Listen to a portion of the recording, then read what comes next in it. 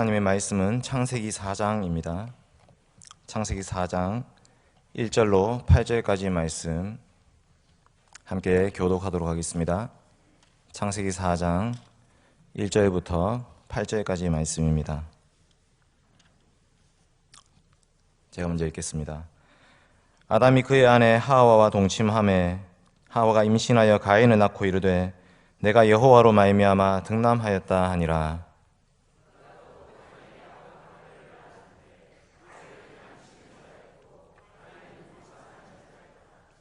세월이 지난 후에 가인은 땅의 소산으로 제물을 삼아 여호와께 드렸고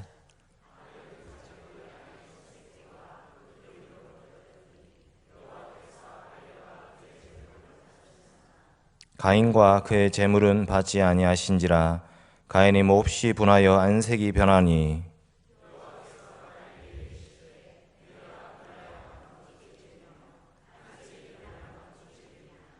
내가 선을 행하면 어찌 낯을 들지 못하겠느냐. 선을 행하지 아니하면 죄가 문에 엎드려 있느니라. 죄가 너를 원하나 너는 죄를 다스릴지니라. 가인이 그의 아우 아벨에게 말하고 그들이 들에 있을 때에 가인이 그의 아우 아벨을 쳐 죽이니라. 아멘. 사랑하는 성도 여러분, 오늘 제가 여러분과 함께 나눌 말씀은 아벨에 관한 말씀입니다. 여러분, 아벨을 잘 아실 것입니다. 아벨의 출생은 아무도 주목하지 않는 출생이었습니다. 아주 미미한 출생이었습니다. 그러나 아벨은 자신의 예배를 통해서 자신이 바로 여자의 참 후손임을 증거했습니다. 그리고 거짓 예배자로부터 죽임을 당하게 됩니다. 오늘 이 아벨의 삶과 죽음은 그리스도의 삶과 죽음을 예표하고 있습니다. 그래서 예수님이 이렇게 말씀하십니다. 새 언약의 중보자이신 예수와 및 아벨의 피보다 더 나은 것을 말하는 뿌린 피니라. 아멘. 아벨의 피와 예수 그리스도의 피를 연결시키고 있는 것입니다. 예수님의 피는 아벨의 피보다 더 나은 피입니다. 즉 아벨의 피도 순교의 피였습니다. 아벨의 죽음도 의인의 죽음이었습니다. 그러나 단지 이 아벨의 죽음은 아벨만의 죽음이 아니라 장차 오실 예수 그리스도의 죽음을 예표하는 그런 죽음이었던 것입니다. 사랑하는 성도 여러분, 오늘 저는 이 말씀을 통해서 우리의 출생과 우리의 삶과 우리의 죽음은 어때야 되는지를 한번 증거하고자 합니다. 하나님께서 우리의 인생을 시작하셨습니다. 우리는 그 하나님을 위해서, 하나님을 향해서 이 땅을 살아가고 있습니다. 그것이 바로 예배입니다. 우리가 이 땅에서 참 예배자로 살아갈 때에 많은 핍박과 어려움이 있을 것입니다. 그럼에도 불구하고 우리는 우리 죄를 대신해서 짊어지신 십자가에서 죽으신 예수 그리스도를 따라가야 됩니다. 그게 바로 십자가의 길이고 그게 바로 순교자의 삶입니다. 오늘 말씀을 통해서 그 삶을 살아가기를 다짐하는 저 여러분 되시길 바랍니다. 첫째로 아벨의 출생부터 한번 살펴보겠습니다. 오늘 말씀 1절과 2절 말씀을 같이 한번 읽겠습니다. 창세기 4장 1절과 2절 말씀입니다. 시작. 아담이 그의 아내 하와와 동침하매 하와가 임신하여 가인을 낳고 이르되 내가 여호와로 말미암아 득남하였다 하니라. 그가 또 가인의 아우 아벨을 낳았는데 아벨은 양치는 자였고 가인은 농사하는 자였더라. 아멘. 우리가 잘 알다시피 아담과 하와는 에덴 동산에서 쫓겨났습니다. 하나님이 그들을 에덴 동산에서 내보내어 그의 근본된 땅을 갈게 하시니라. 이같이 하나님이 그 사람들을 쫓아내시고 이렇게 말씀하셨기 때문에 아담과 여자는 에덴 동산으로부터 쫓겨났지만 그럼에도 불구하고 그들이 낙심하거나 좌절하지 않았습니다. 아담은 하나님이 내리신 심판을 그대로 받아들였습니다. 아멘이라고 응답했던 것입니다. 그렇게 살았습니다. 그래서 자기 아내의 이름을 하와라고 이름 짓게 됩니다. 하와 이름의 뜻은 생명이라는 뜻입니다. 아담이 그의 아내의 이름을 하와라 불렀으니 그는 모든 산자의 어머니가 됨이더라. 에덴 동산에서는 쫓겨났지만 그들의 살 길은 여자의 후손이 오는 길이었습니다. 하나님 뱀을 저주하실 때에 내가 너로 여자와 원수가 되게 할 것이고 내 후손도 여자의 후손과 원수가 되게 할 것이고 여자의 후손은 내 머리를 상하게 할 것이다. 이렇게 약속하셨기 때문입니다. 때가 되면 하나님이 여자의 후손을 보내주셔서 뱀의 머리를 밟을 것이라고 약속하셨기 때문에 에덴 동산에서는 쫓겨났지만 여자의 이름을 하와라고 부르면서 당신이 생명이 될 것입니다. 당신을 통해서 여자의 후손이 태어날 것입니다. 그래서 아담과 여자는 그 여자의 후손을 기다리고 또 기다렸습니다. 마침내 하와가 임신하여 아들을 낳았습니다. 그러자 아담은 곧장 그 이름을 가인이라고 지었습니다. 이 가인이라는 말은 카나라는 동사에서 왔는데 얻었다 이런 뜻입니다. 내가 드디어 아들을 얻었다. 그가 여호와다. 루터가 이렇게 번역합니다. 가인의 이름의 뜻은 드디어 여자의 후손이 태어났구나. 이제 이 아들을 통해서 우리가 구원을 받을 수 있겠구나 라는 고백을 했던 것입니다. 아들 한 명은 낳았지만 이 아들이 커서 뱀의 머리를 밟을 것을 기대하였습니다. 그리고 이 아들을 통해서 온 인류가 다시 구원을 받게 될 것을 고대했던 것입니다. 얼마 지나지 않아서 또 다른 아들을 낳았습니다. 그러자 아담은 그 둘째 아들의 이름은 참 희한하게 짓습니다. 아벨입니다. 여러분, 이 아벨이 무슨 뜻입니까? 아벨이 제일 많이 나오는 성경 구절이 있습니다. 전도서 1장 2절입니다. 전도서 1장 2절에 보면 이렇게 말씀하죠. 전도자가 이르되 헛되고 헛되며 헛되고 헛되니 모든 것이 헛되도다. 여기에 히브리 원어로 보면 아벨, 아벨, 아벨, 아벨, 아벨. 즉 아벨이라는 이름의 뜻은 헛되다라는 뜻입니다. 가인을 통해서 여자의 후손이 오셨기 때문에, 이 가인이 왔기 때문에 이제 더 이상 다른 아들이 필요가 없다. 얘는 왜 태어났지? 얘는 참 별 볼 일 없는 아이구나. 우리한테는 가인만 있으면 된다 라는 것을 그 어린 아들의 이름 속에 담아 놓은 것입니다. 그래서 아벨은 어릴 때부터, 태어날 때부터 별로 필요 없는 존재처럼, 쓸모없는 존재처럼 그렇게 여김받으며 자라났습니다. 자기 이름이 불릴 때마다 헛됨이야, 너는 헛됨이야 이렇게 불리기 때문에 도대체 나는 왜 태어났지? 나는 왜 헛된 사람이지? 우리 부모님 왜 나를 낳으셨을까? 하나님 왜 나를 만드셨지?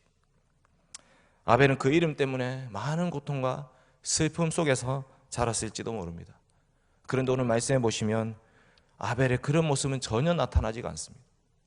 태어날 때부터 그 이름이 그렇게 하찮게 여겨졌지만 아벨의 인생에는 전혀 그런 모습이 나타나지 않습니다. 아벨의 삶을 한번 살펴보겠습니다.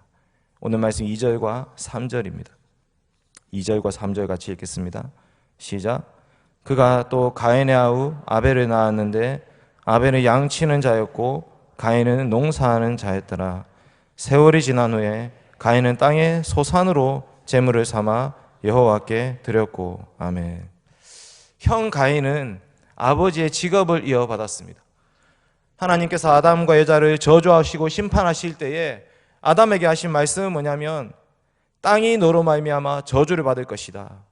네가 평생에 수고하여야 소산을 먹을 것이다. 땅은 너한테 가시덤불과 엉겅퀴를 낼 것이다. 그러니까 너는 얼굴에 땀이 흘러야 먹을 것을 먹을 수 있을 것이다. 에덴 동산에 쫓겨난 아담은 그 말씀 그대로 땅을 일구며 살고 있었습니다. 얼굴에 땀이 흘러야 겨우 먹을 것을 얻을 수 있었습니다. 물론 내 식구가 먹고 살기엔 충분했을 것입니다. 그러나 이제 가인도 아버지를 도와서 그 땅을 일구면서 농사하는 자로서 살고 있었습니다. 얼굴에 땀이 흘러야 했습니다. 여러분, 그리고 알다시피 둘째 아들인 아벨은 양을 쳤습니다. 여러분, 이 양을 치는 목적은 여러 가지가 있을 수 있는데 제사의 제물로 양을 바칩니다. 양 털로 옷을 만들어 입습니다. 그리고 양 고기도 먹을 수가 있습니다. 그래서 처음부터 육식은 아니었다라는 말씀은 좀 생각해 볼 여지가 있습니다. 처음부터 육식이 아니었던 것은 아닐 수가 있습니다. 어쨌든 이 양을 치는 목자였던 아벨과 땅에서 농사를 짓는 가인, 어느새 세월이 지나서 이 두 사람 다 스스로 하나님께 제사 드릴 때가 되었습니다. 여러분, 오늘 말씀에 드디어 제사 장면이 처음 나타나지만 과연 이 제사는 처음 드린 것이었을까요? 아담은 그러면 제사를 드리지 않고 살았겠습니까? 이미 드렸던 그 제사였고 이제 이 아들들이 장성해서 스스로 제사 드릴 나이가 된 것입니다. 즉 제사장으로서 역할을 감당할 때가 되어서 둘 다 이제 제사를 드리게 됩니다. 가인도 제사를 드리고 아벨도 제사를 드립니다. 가인은 땅의 소산으로 하나님께 드리고 아벨은 양의 첫 새끼와 기름으로 드렸습니다. 결과는 어떻게 됐습니까? 우리가 잘 알다시피 가인과 아벨의 제사, 이 결과가 어떻게 됩니까? 하나님이 아벨과 그의 제물은 받으셨다, 이렇게 말씀하시는데 좀 더 정확히 번역하면 하나님께서 흡족하게 바라보셨다, 이런 뜻입니다. 하나님께서 아벨과 아벨의 제물은 보셨습니다. 그런데 가인의 제물은 보지 않으셨습니다. 보기 싫다는 것입니다. 왜 그렇습니까? 하나님 왜 가인의 제사는 보기 싫어하셨을까요? 그 말씀이 오늘 말씀 7절에 나옵니다. 한번 읽어보겠습니다. 창세기 4장 7절 말씀 시작. 내가 선을 행하면 어찌 낯을 들지 못하겠느냐? 선을 행하지 아니하면 죄가 문에 엎드려 있느니라. 죄가 너를 원하나 너는 죄를 다스릴지니라. 왜 그랬냐면 가인은 선을 행하지 않았기 때문입니다. 이것을 요한 1서에서는 이렇게 말합니다. 가인같이 하지 말라. 그는 악한 자에게 속하여 그 아우를 죽였으니 어떤 이유로 죽였느냐? 자기 행위는 악하고 그의 아우의 행위는 의로움이라. 가인의 행위가 악했기 때문에, 가인이 악인이었기 때문에, 마귀에게 속한 자였기 때문에, 그래서 이 가인의 제물을 받지 않으신 것입니다. 가인의 제물만 받지 않으신 것이 아니라 가인을 받지 않으신 것입니다. 태어날 때부터 가인이라고 불렀던, 내가 아들을 낳았는데 그가 여호와다, 이렇게 기대와 소망을 가지고 키웠던 그 가인이 오히려 뱀의 후손이 되어버렸습니다. 죄를 짓고 악을 행하고 동생을 미워하고 형제를 사랑하지 않고 무시하고 멸시하고 교만했습니다. 하나님께서 아벨의 제사만 받으신 것을 보고 가인이 너무 화가 났습니다. 그래서 얼굴을 떨구었다, 이렇게 얘기하고 있습니다. 하나님을 바라보지 않았습니다. 하나님도 가인과 가인의 제물을 보지 않고 가인도 하나님 앞에 얼굴을 들지 않습니다. 4장 5절 한번 읽어볼까요? 4장 5절 시작. 가인과 그의 제물은 받지 아니하신지라. 가인이 몹시 분하여 안색이 변하니. 여기 이 안색이 변하니라고 되어 있는 말씀은요, 다른 성경에 이렇게 되어 있습니다. 바른 성경에 이렇게 얘기하죠. 가인과 그의 제물을 받지 아니하심으로 가인이 너무 화가 나서 그의 얼굴을 떨어뜨렸다. 공동번역도 그렇게 얘기합니다. 가인과 그가 바친 예물은 반기지 않으셨다. 가인은 고개를 떨어뜨렸다. 고개를 떨구었다. 얼굴을 땅에 떨어뜨렸다라는 그런 표현입니다. 그래서 하나님이 7절에 이렇게 말씀하죠.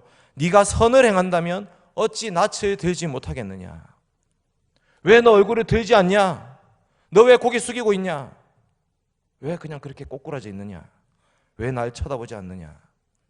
하나님이 가인을 향해서 하신 말씀입니다. 아벨의 삶은 참 예배자의 삶이었습니다. 그러나 가인의 삶은 거짓 예배자로서의 삶이었습니다. 똑같이 예배 자리에 앉아있지만 참 예배자인 아벨이 있는가 하면 거짓 예배자인 가인이 있는 것입니다.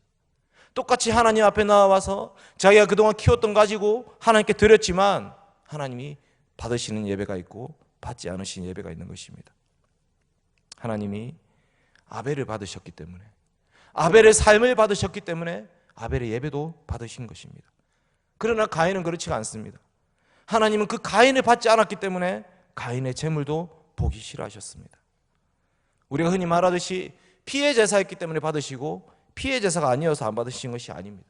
여기 쓰인 제물이라는 단어는 민하, 소제라고 번역되는 단어입니다. 감사의 제물입니다. 그러니까 원래 소제는 곡식으로 드리는 제사라서 지금 이 제사는요, 피의 제사라서 받고 피의 제사가 아니어서 안 받으신 것이 아닙니다. 가인에게는 참 예배자로서의 마음이 없었습니다. 형식적으로 예배에 참석하고 있지만 하나님을 경배하지 않습니다. 하나님께 감사하지 않습니다. 오히려 그 마음이 허망하여져서 미련한 마음이 어두워졌습니다. 하나님께 영광을 돌리지 않습니다. 예배 자리에 나와 있지만 하나님과 상관없이 살아가고 있던 그 가인에게는 그저 그 예배의 자리가 의무와 책임을 다하는 억지로 꽂아놓은 보릿자루 같은 그런 자리였던 것입니다. 어릴 때부터 헛되다고 불렸던 그 아벨이 오히려 하나님께 진정으로 예배를 드리고 있었습니다. 하나님 감사합니다. 하나님 제 인생을 시작하게 해주셔서 감사하고, 하나님 지금까지 키워주셔서 감사하고, 하나님 어느새 나이가 되어서 저를 제사장으로 불러주셔서 감사합니다. 하나님, 제가 가진 가장 귀하고 가장 소중한 것, 양의 첫 새끼와 기름을 바칩니다.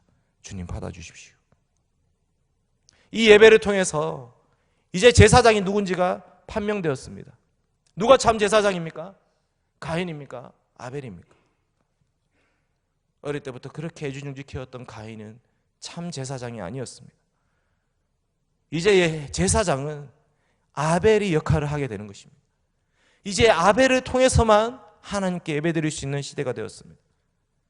가인도 제사장인 아벨을 통해서 이제 예배드려야 되는 것입니다. 그런데 가인이 그 아벨을 죽여버립니다. 4장 8절 한번 읽겠습니다. 4장 8절 말씀 시작. 가인이 그의 아우 아벨에게 말하고 그들이 들에 있을 때에 가인이 그의 아우 아벨을 쳐 죽이니라. 가인이 아벨에게 말을 했습니다. 뭐라고 말했습니까? 우리 한글 성경에 나와 있지 않지만 바른 성경과 공동번역에 보시면 우리가 들로 나가자, 이것은 70인경, 사마리아 5경 이런 데 나와 있는 본문들입니다. 우리가 들로 나가자라는 말이 덧붙여져 있습니다. 왜 들로 나갔겠습니까? 가인이 아벨을 불러가지고 우리가 이제 들로 나가자. 왜 들로 나갑니까? 사람들이 보지 않기 때문입니다. 아무도 보지 않는 곳에서 가인이 뭔가 꾀를 내고 있습니다. 그러나 아무도 보지 않을까요? 사람은 보지 않지만 하나님은 보고 계십니다. 가인은 아무도 없는 곳에 가서 가만히 아벨을 끌고 가서 아무도 보지 않을 때 일어나서 아벨을 쳐 죽였습니다. 무엇으로 어떻게 죽였는지 나오지가 않습니다. 그런데 피가 흘러내렸습니다. 4장 10절과 11절을 보시면 이렇게 말하죠. 이르시되 네가 무엇을 하였느냐? 네 아우의 핏소리가 땅에서부터 내게 호소하느니라. 땅이 그 입을 벌려서 네 손에서부터 네 아우의 피를 받았은즉 네가 땅에서 저주를 받으리니. 아벨이 죽을 때에 피가 흘렀습니다. 물론 칼로 죽였을 수도 있지만 돌로 쳐 죽였을 가능성이 높습니다. 여자의 후손이 뱀의 머리를 칠 것이라고 말했는데 오히려 뱀의 후손이 되어버린 가인이 여자의 후손의 머리를 돌로 쳐 죽인 것입니다. 오늘 이 사건을 통해서 아벨은 최초의 순교자가 되었습니다. 아벨이 최초의 사망자가 되었습니다. 아벨은 선지자였습니다. 피가 호소하는구나. 피를 통해서 말씀을 증거하고 있는 것입니다. 예수님 말씀하시죠. 너희가 선지자를 죽인 자의 자손임을 스스로 증명함이로다. 너희가 더러는 죽이고 더러는 십자가에 못 박고 채찍질하고 이 동네 저 동네 따라다니면서 박해하리라. 예루살렘아 예루살렘아 선지자들을 죽이고 네게 파송된 자들을 돌로 치는 자여, 너희 조상들이 선지자 중에 누구를 박해하지 아니하였느냐? 그들이 죽였고 살인하였구나. 성경에 끊임없이 나오는 말씀이 선지자들을 돌로 쳐 죽였다라는 말씀입니다. 지금도 이 핍박은 계속되고 있습니다. 아벨의 피로부터 사갈의 피까지, 그리고 궁극적으로 예수 그리스도의 피, 그리고 그리스도를 따라가는 모든 성도들의 피, 지금도 이 핍박은 계속되고 있는 것입니다. 창세기 4장의 사건으로 끝나는 것이 아니라 뱀의 후손들이 여자의 후손의 머리를 밟는 그런 사건이 계속 일어나고 있습니다. 우리가 이 땅에서 예배자로 살아가려고 할 때에 마귀 사탄은 우리를 가만히 내버려 두지 않습니다. 끊임없이 핍박하고 공격합니다. 디모데후서 3장 12절 이렇게 말하죠. 무릇 그리스도 예수 안에서 경건하게 살고자 하는 자는 박해를 받으리라. 그리스도 예수 안에서 경건하게 살고자 하는 자는 편안할 것이다. 아닙니다. 그리스도 예수 안에서, 그 복음 안에서 경건하게 살고자 할 때에 박해를 받을 것이다. 하나님 편에 서서 하나님의 말씀을 바르게 증거하면 그들이 가만히 있지 않을 것이다. 그 말씀이 그들의 죄를 들추어내기 때문입니다. 그 말씀이 그들에게 너 지금 죄인이야 라고 말하기 때문에 그들은 가만히 있지 않습니다. 가인이 낯을 들지 못하고 있습니다. 하나님 왜 제 재물 받지 않습니까? 네가 하는 행실을 봐라. 내가 네 재물 받겠냐?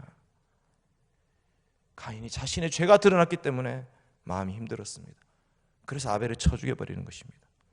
사람들이 아무도 보지 않는 곳으로 갑니다. 거기서 온갖 악행을 저지릅니다.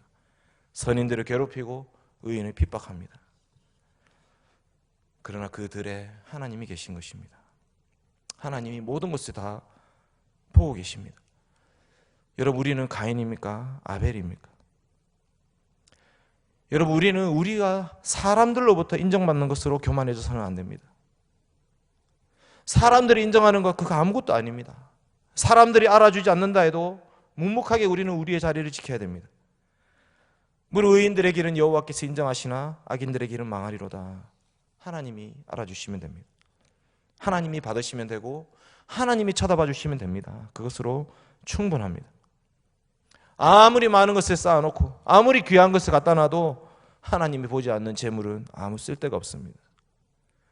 아무리 많은 것을 드려도 사람들에게 과시하고 사람들 앞에 의시되기 위한 것이라면 하나님은 그것은 보시지 않습니다. 우리는 그저 받은 것으로 주께 돌려드릴 뿐입니다. 원래부터 우리 것이라 하나도 없었기 때문입니다. 우리는 무익한 종이라 우리가 해야 될 일을 한 것뿐입니다. 사랑하는 성도 여러분, 우리 주 예수 그리스도께서 아벨과 같은 삶을 사셨습니다. 아무도 주목하지 않는 베들레헴에서 태어나셨습니다. 목수의 아들로 사셨습니다.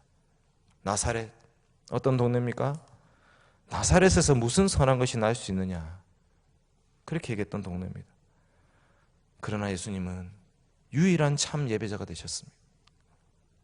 아무도 주목하지 않는 베들레헴, 나사렛, 그 출생이신 예수님이 유일한 예배자가 되셨습니다. 하나님의 참 제물이 되셨습니다. 자기 육체를 제사 제물로 바치셨습니다. 참 제사장이 되셨습니다. 참 유일한 성전이 되셨습니다. 마지막 제사를 드리셨습니다. 이제 우리는 오직 예수 그리스도를 통해서만 참 예배를 하나님께 드리게 됩니다. 예수님의 죽음은 우리 모두를 위한 죽음이었습니다. 아무 죄 없으신 예수님이 우리 모든 죄값을 다 치러주셨습니다. 십자가 사건은 유대인들이 그 가인의 자리에 서가지고 예수님을 쳐 죽이고 있는 사건입니다. 여러분, 우리도 예수님 믿는다 하면서 예배의 자리에 나오긴 하지만 어쩌면 우리도 이 가인의 자리에 서 있는지 모릅니다. 예배 자리에서 예배를 드린다고 하지만 우리의 삶 가운데 아무도 보지 않을 때에 온갖 악행과 온갖 더러운 짓들을 자행하고 있는지 모릅니다. 하나님은 우리의 제사 제물만 보시는 분이 아니십니다. 하나님 우리의 예배의 자리만 보고 계시는 분이 아닙니다. 하나님 우리의 모든 것을 다 알고 계십니다. 우리가 하나님께 받음직할 때 하나님 우리의 예배도 받으시는 것입니다. 사랑하는 성도 여러분, 우리 모두 예수 그리스도의 십자가 앞으로 나아가야 됩니다. 그 그리스도의 피가 우리를 깨끗하게 하실 것입니다. 길과 진리와 생명 되시는 예수님 밖에는 길이 없습니다. 아벨의 피보다 더 나은, 아벨의 피보다 훨씬 더 의로운 예수님의 피만이 우리를 참 예배자로 하나님 앞에 세울 수 있습니다. 다른 이로서는 구원을 얻을 수 없나니 천하 사람 중에 구원을 받을 만한 다른 이름을 우리에게 주신 일이 없습니다. 그러므로 이제 그리스도 예수 안에 있는 자에게는 결코 정죄함이 없나니, 우리가 예배자로 살아갈 때에 우리 예배 자리에서 그리스도를 기억하며 그리스도 앞으로 나아갈 때에 하나님 우리 예배를 받으실 것이고 우리는 그 그리스도를 옷 입고 그리스도를 통해서 세상 속에서 살아가는 성도들이 됩니다. 오늘 말씀 기억하면서 함께 기도하시겠습니다. 하나님, 우리의 인생 하나님이 시작하셨습니다. 나는 왜 그런 집에 태어났을까? 참으로 하찮고 자기를 원망하며 살 때가 많았지만 하나님이 우리를 기억하고 하나님 우리를 주목하십니다. 우리가 참 예배자로 하나님 앞에 설 수 있도록 주님 도와주십시오. 오직 그리스도의 십자가만 붙잡고 나아가도록 도와주십시오. 마침내 우리의 삶을 순교의 피로 하나님께 드리게 하여 주시옵소서. 함께 기도하며 하나님 앞에 나아가겠습니다. 기도합시다.